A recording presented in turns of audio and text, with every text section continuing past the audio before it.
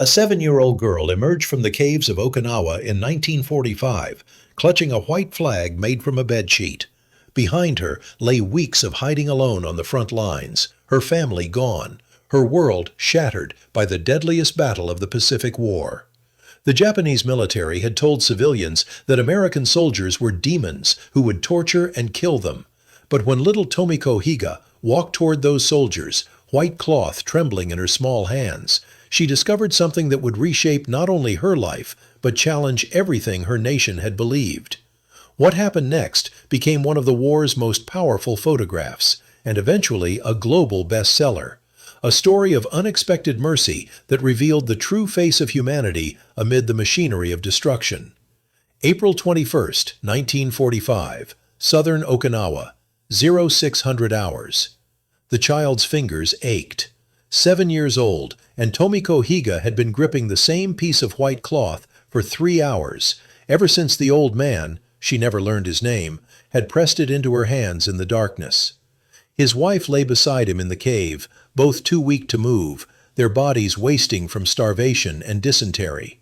The white fabric had once been part of their bedsheet, torn carefully along the seam, the old woman's trembling hands making the final cut with a shard of broken glass. "Go to the Americans," the old man had whispered, his breath sour with dehydration. "We cannot move, but you must live." Tomiko had been taught since birth that Americans were beasts, demons with blue eyes who ate children and committed unspeakable atrocities. Her teachers in Naha had shown pictures of savages. Her father, dead now somewhere in the rubble, had repeated the warnings every evening.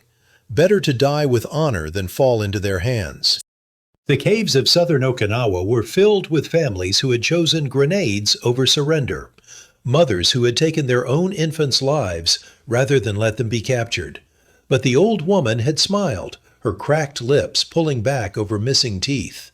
"Child, we have lived long enough to know when we are being lied to. Go, hold this high, walk slowly, do not run." Now, as dawn broke over the wasteland that had once been the most beautiful island in the Ryukyu chain, Tomiko stood at the cave entrance. The white flag hung limp in the still morning air. Below, perhaps 200 yards down the scarred hillside, American soldiers moved through the ruins of what had been a village. She could see their shapes, their olive uniforms distinct against the blackened earth. One of them was lighting a cigarette. Another was drinking from a canteen, the water splashing freely onto the ground. Water. Tomiko's tongue was leather in her mouth. She had not drunk anything except muddy rainwater collected in a helmet for 5 days. Behind her, deeper in the cave network, lay the bodies of 3 other children who had tried to drink seawater. The old couple had maybe 12 hours left before dehydration finished what the battle had started. She stepped into the light. The Battle of Okinawa, which the Americans called Operation Iceberg and the Japanese called the Typhoon of Steel, had begun on April 1st, 1945, 82nd day of the year, Easter Sunday. The American invasion force comprised 1,300 ships carrying 548,000 troops, the largest amphibious assault in the Pacific theater. Against them, Lieutenant General Mitsuru Ushijima commanded approximately 100,000 Japanese soldiers and 40,000 Okinawan conscripts, many of them teenagers and old men pressed into service at gunpoint. But the real horror, the true catastrophe of Okinawa, was what happened to the civilians. 300,000 Okinawans lived on the island before the invasion. By the battle's end in late June, between 40,000 and 150,000 of them would be dead, killed in crossfire by their own military's forced mass killings or by deliberate execution when they tried to surrender. The Japanese 32nd Army had requisitioned every cave, every tomb, every shelter, pushing civilians out to die in the bombardment or forcing them to serve as human shields. Schools became barracks, hospitals became ammunition dumps. The ancient Shuri Castle, heart of Okinawan culture for 5 centuries, became the headquarters for a command structure that viewed civilian deaths as tactically advantageous. Every dead Okinawan was proof of American cruelty, useful for propaganda in mainland Japan. Tomiko Higa knew none of this strategic context, of course. She knew only that her mother had died 4 weeks earlier when a naval shell struck their shelter. She knew that her 2 older brothers had been taken by soldiers and given grenades, told to throw themselves under American tanks. She knew that her father had led her away from the burning city of Naha, had hidden her in a series of caves as the American forces pushed south, had finally disappeared one night while searching for food and never returned. She knew that she was alone. For 3 weeks she had survived by moving between caves, eating raw sweet potatoes stolen from abandoned fields at night, drinking from puddles. Twice she had hidden while Japanese soldiers dragged civilians from nearby shelters, screaming that surrender was treason. Once she had watched through a crack in the rocks as a mother smothered her baby to keep it from crying and revealing their position to both armies. The silence afterward had been worse than the screams.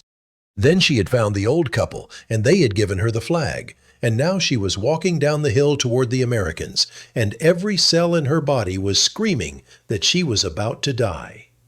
Private First Class Richard Fisk, 22 years old, from Portland, Oregon, was the first to see her.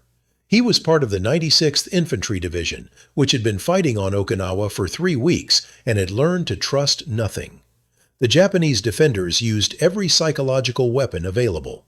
Wounded soldiers who detonated grenades when approached, civilians forced to carry explosives, even children fitted with explosive devices. At night, propaganda speakers broadcast in English, "Your wives are sleeping with other men while you die here." By day, the artillery never stopped. Fisk had not slept more than 2 hours at a stretch since landing. He had lost 11 pounds. He had stopped counting how many times he had nearly died. So when he saw the small figure emerging from the cave entrance, white cloth held high, his first instinct was to raise his M1 rifle. "Hold fire!" Sergeant James Walsh, 31, from Chicago, grabbed Fisk's shoulder. Walsh had fought through North Africa and Italy before Okinawa. He had seen children used as weapons before. But something about this one, the way she moved, so slowly, the flag trembling in the wind, her obvious terror, made him lower his own weapon. "It's a kid," Walsh said quietly, "just a kid." The girl was perhaps 50 yards away now. She was skeletal, her clothes, a torn pink dress, once someone's treasure, hanging on a frame that might weigh 40 pounds.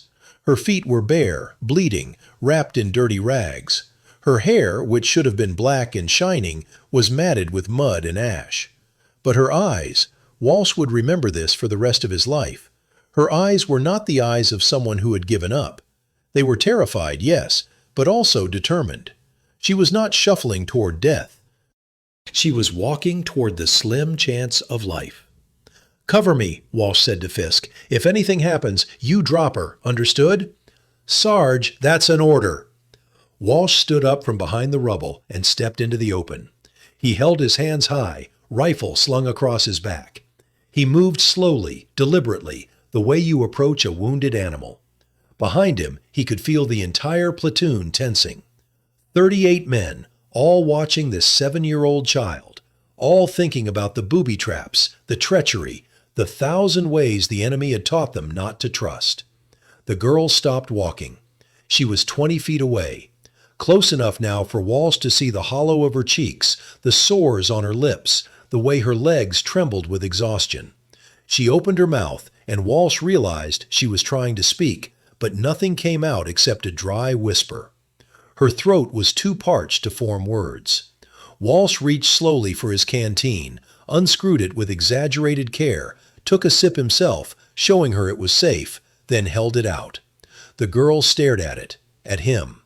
The white flag slipped from her fingers, falling to the ground in a crumpled heap.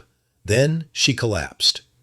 What happened in the next 6 hours would challenge everything Tomiko Higa had been taught about Americans, about enemies, about the nature of war itself. She woke in a tent that smelled of canvas and disinfectant. Clean. That was her first conscious thought. Clean. The air did not reek of death and excrement and fear. She was lying on a cot, an actual cot, not rocks or mud, covered with a blanket that was rough but warm. An IV needle was taped to her left arm, clear fluid dripping from a bag suspended above her. On a small table beside the cot sat a metal tray containing a bowl of something steaming, crackers wrapped in waxed paper, and a chocolate bar in olive green packaging. A man in a white coat was checking the IV. When he noticed her eyes were open, he smiled, and said something in English she could not understand. But his tone was gentle, and he did not reach for a weapon. He poured water from a pitcher into a cup, helped her sit up, supported her head while she drank. The water was clean, cold. It tasted like mercy. Over the next hours, as the IV rehydrated her and the medics examined her, checking for wounds, infections, parasites, Tomiko began to understand that she had not walked into hell. She had walked into something she had no framework to comprehend. Organized compassion. The medical tent was part of a field hospital that treated both American wounded and Okinawan civilians. Doctors moved between patients with equal care. The supplies, bandages, plasma, medications, food, seemed limitless compared to the scarcity in the caves.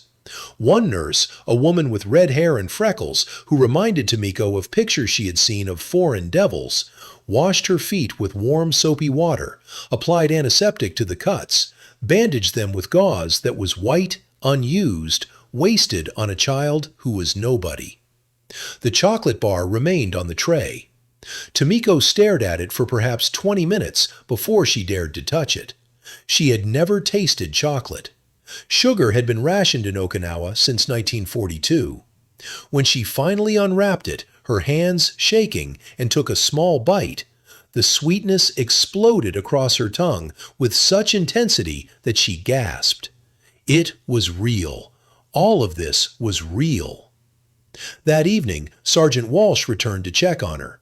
He brought a translator, a Japanese-American soldier from Hawaii named Corporal Kenneth Nakamura, who spoke both languages fluently. Through Nakamura, Walsh asked about her family, her village, whether anyone else was still hiding in the caves. "The old couple," Tomiko whispered. "They gave me the flag. They cannot walk." Walsh's jaw tightened. "Where?" She described the location as best she could. Walsh nodded, spoke rapid orders to Nakamura, and within 15 minutes a rescue team was moving up the hillside with stretchers, water, medical supplies. They found the old couple just before sunset, barely conscious, but alive. The old man wept when he saw the American medics, not from fear, but from disbelief. They had been certain they were sending Tomiko to die quickly rather than slowly. Instead, she had saved them. Both would survive the war. The photograph was taken 3 days later by military photographer Staff Sergeant Francis Kennard. It shows a small girl walking across barren ground, white flag held high, American soldiers visible in the background. The composition is stark, almost biblical. One child, alone against devastation, carrying a symbol of surrender that had become a symbol of courage. Kennard had photographed the landings at Normandy, the liberation of Paris, the crossing of the Rhine. He had documented atrocities and heroism, victories and defeats. But this image, he would later write, captured something more fundamental than military history. It showed the moment when propaganda met reality and shattered. "That little girl," he wrote in his memoir published in 1967, "had more courage than any soldier I ever photographed. She had been taught her entire life that we were monsters. She had every reason to believe she was walking to her death, but she walked anyway. And what did she find? Soldiers who gave her water, medics who treated her wounds, a system that, despite the brutality of war, despite the pressures and chaos and death all around, still had the capacity to show mercy to an enemy child." The photograph was published in Stars and Stripes on May 5, 1945. It appeared in Life magazine 2 weeks later. By June, as the Battle of Okinawa ground toward its bloody conclusion, 12,000 American dead, 110,000 Japanese soldiers dead, up to 150,000 Okinawan civilians dead, the image of the girl with the white flag had become one of the war's most iconic images, reproduced in newspapers across America. But for Tomiko herself, those weeks in the refugee camp were an education in contradictions that her young mind struggled to reconcile. The camp, a sprawling collection of tents and temporary structures that housed thousands of Okinawan civilians, was administered by the American military government with an efficiency that seemed almost incomprehensible. There was food, not much, but regular, rationed fairly, no one starving. There was medical care. There were schools being organized for the children. There were burial details that treated Okinawan dead with the same respect as American casualties. And yet, beyond the camp's perimeter, the battle continued. American artillery pounded Japanese positions day and night. The earth shook. The sky glowed orange after dark. Sometimes the wind carried the smell of burning flesh. Tomiko watched American soldiers play baseball near the camp's edge, laughing and shouting, 30 minutes before returning to combat. She saw medics who had just saved Okinawan lives eat lunch casually beside soldiers preparing for a nighttime raid. She observed chaplains holding services in the morning and leading men into battle in the afternoon. The contradiction was this: the Americans were capable of both extraordinary kindness and overwhelming violence. They could treat her gently and then incinerate enemy positions with flamethrowers. They could show mercy to children and show no mercy to soldiers. They were not demons, but they were not saints either. They were human in a way that the propaganda had never admitted, capable of both compassion and destruction, often within the same hour, sometimes by the same hands. This complexity, this moral ambiguity, was something Tomiko would spend the rest of her life trying to understand and articulate. The old couple, Tomiko finally learned their names, Gushiken-san and his wife Chiyo, recovered slowly in the camp hospital. They told her stories about life before the war, about Okinawa when it was not a battleground, but an island of farmers and fishermen, of festivals and harvests, of a culture that was neither fully Japanese nor fully separate, a unique identity crushed between empires. "We were told the Americans would rape and murder," Gushiken-san said quietly one evening, his voice still weak but steady. They were sitting outside the hospital tent, watching the sunset paint the devastated landscape in shades of gold and crimson. "We were told to die rather than surrender. But Chiyo and I, we remembered the last war, the Great War, when we heard stories from those who had traveled. We remembered that Americans had helped rebuild after earthquakes, that their missionaries had built schools and hospitals. We decided that perhaps the propaganda was lying about this too." He paused, coughed, sipped water from a paper cup that had been handed to him by a 19-year-old soldier from Texas who had called him sir. "We are grateful we bet on your courage, little one," he continued. "You walked out with our flag and proved we were right." Tomiko did not feel courageous. She felt confused, traumatized, hollowed out by loss. Her mother was dead. Her father was dead. Her brothers were probably dead. Her city was destroyed. Everything she had known was ash. And yet she was alive, being fed chocolate by enemy soldiers who checked on her welfare with a regularity that suggested they actually cared whether she lived or died. It made no sense. The camp school opened in late May.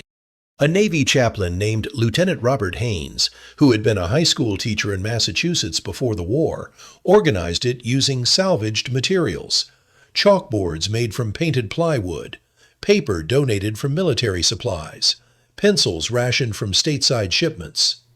There were 47 students in the first class, ages 6 to 14, all orphans or separated from families.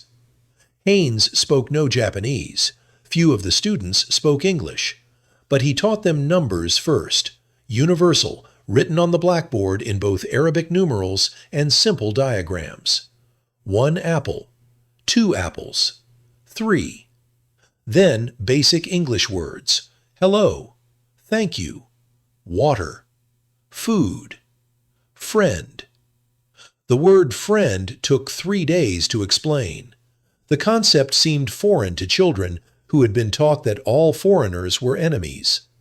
Haynes finally demonstrated it through actions, sharing his lunch, helping a student who fell, praising good work. Slowly, tentatively, the children began to understand. Tomiko learned English with an intensity that surprised even Haynes. Within 6 weeks, she could hold basic conversations. Within 3 months, she was translating for younger children. The language became her way of processing what had happened to her. By speaking their words, she could begin to understand their world. And what she learned was that most of them had not wanted to be here. The soldiers and sailors and Marines who occupied Okinawa, who had destroyed her home and inadvertently killed her family, were largely conscripts who had been told they were fighting to save America from invasion, to end the war sooner, to prevent more American deaths. They carried photographs of sweethearts and children. They complained about the food, the heat, the officers, the mosquitoes. They were homesick. They were scared. They joked to hide their fear, wrote letters they were not sure would ever be delivered, and treated Okinawan children with a gentleness that seemed at odds with their capacity for violence. The contradiction remained, but Tomiko began to see it not as hypocrisy, but as the fundamental nature of war. Ordinary people, decent people, forced into circumstances that required both mercy and murder, and somehow managing to maintain their humanity in the spaces between. The Battle of Okinawa officially ended on June 22, 1945. General Ushijima took his own life rather than surrender. The final death toll was staggering: 12,520 American dead, 110,000 Japanese soldiers dead, and at least 40,000 Okinawan civilians dead, though the true number was probably twice that. The atomic bombs fell on Hiroshima and Nagasaki 6 weeks later. Japan surrendered on August 15th. The war was over. Tomiko remained in the refugee camp for 8 more months, while American administrators tried to reunite families, rebuild infrastructure, and establish a civilian government. She attended school every day. She learned to read and write English with a proficiency that would serve her for life. She made friends among the other orphans, though the bonds were fragile. Everyone had lost too much to trust easily. In April 1946, exactly 1 year after she had walked out of the cave with the white flag, a distant relative, an aunt she barely remembered, was located in northern Okinawa and came to claim her. The aunt had survived by hiding in the mountains. Her husband and 2 sons had died. She needed family as much as Tomiko did. Sergeant Walsh, who had been rotated stateside but returned briefly for occupation duty, came to say goodbye. Through Corporal Nakamura, still translating, he told Tomiko that she had been braver than most men he knew. He gave her his address in Chicago and told her to write if she ever needed anything. She never would. She was too proud, too aware that he had a life to return to, but she kept the paper in a box for 60 years. The photograph followed her for the rest of her life. It appeared in history books, documentaries, exhibitions. For decades, she did not speak publicly about it. The memories were too raw, the losses too profound. She married, had children, worked as a translator and teacher. She built a quiet life from the ruins of her childhood. But in 1987, at age 49, she finally wrote about her experience. The book, titled The Girl with the White Flag, became an international bestseller, translated into 19 languages.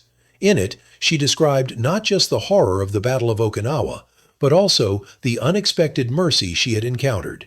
She wrote about the soldiers who had given her water, the medics who had treated her, the chaplain who had taught her English. She wrote about the contradiction of war, how the same nation that had devastated her island had also saved her life. "I do not forgive the war," she wrote in the book's conclusion. "Wars cannot be forgiven. But I learned that even in war, humans can choose mercy. The soldiers who could have shot me chose to lower their weapons. The medics who could have ignored me chose to heal me. The teachers who could have dismissed me as just another enemy casualty chose to educate me. They did not have to do these things. Orders did not require them to be kind, but they were. She paused in the narrative to address something that troubled her for decades, the propaganda that had nearly killed her. My government lied to us. They told us the Americans were demons, that death was preferable to capture, that surrender was treason. Thousands of Okinawans died because they believed these lies. Mothers ended their children's lives. Families chose grenades over surrender. And all of that suffering was based on a fundamental lie about the nature of the enemy. The truth, she continued, is more complicated and more human. The Americans were not demons, but neither were they angels. They were young men far from home, following orders in a war they had not started, trying to survive while maintaining some shred of decency. Some succeeded, some failed. But the ones I met, the ones who pulled me from the edge of death, those men chose humanity when they could have chosen convenience. That choice made all the difference. Chicago, Illinois, September 15, 1998. Tomiko Higa, 60 years old, stood in a hotel conference room shaking the hand of Richard Fisk. They had not seen each other since Okinawa, 53 years earlier. Fisk was 75 now, white-haired, walking with a cane from old wounds. He had become a teacher after the war, raised 4 children, retired to a small house in Oregon that overlooked the Pacific. He had never forgotten the little girl with the white flag. The reunion had been arranged by a documentary filmmaker. Cameras recorded everything. But when they saw each other, both ignored the cameras, and Fisk said simply in English. Tomiko now spoke fluently. "I'm glad you lived." And she replied, "Thank you for letting me." They talked for 3 hours, about Okinawa, about the war, about the decades since.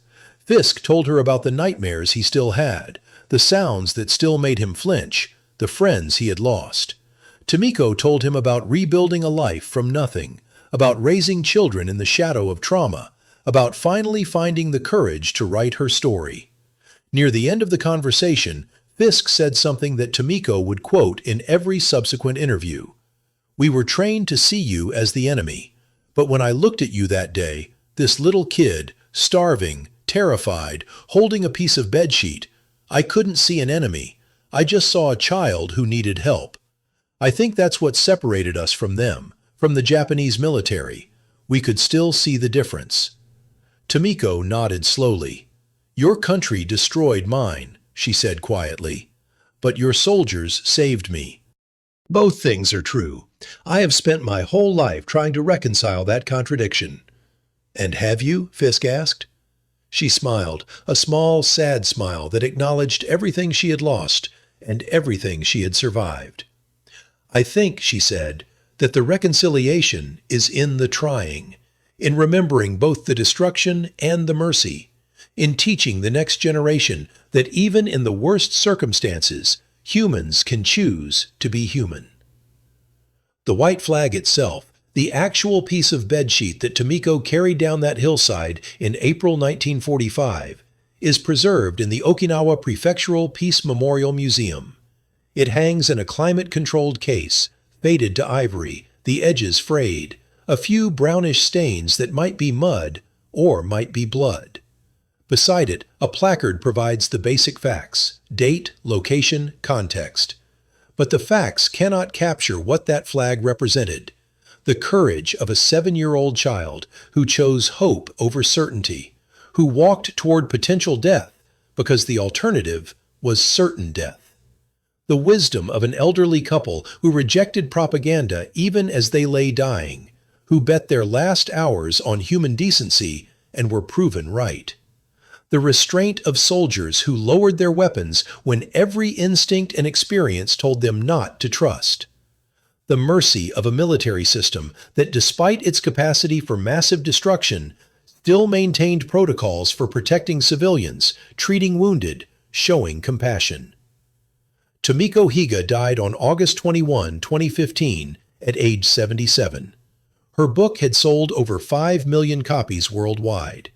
She had lectured in dozens of countries about war, memory, reconciliation. She had met with veterans, historians, peace activists, politicians. She had devoted her life to ensuring that the contradictions of Okinawa, the horror and the mercy, the destruction and the compassion, were remembered in their full complexity. Her funeral was attended by over 1,000 people, including 3 surviving American veterans of the Okinawa campaign. One of them, now 94 years old, brought a photograph he had carried in his wallet for 70 years. A little girl walking across devastated ground, white flag held high, choosing life.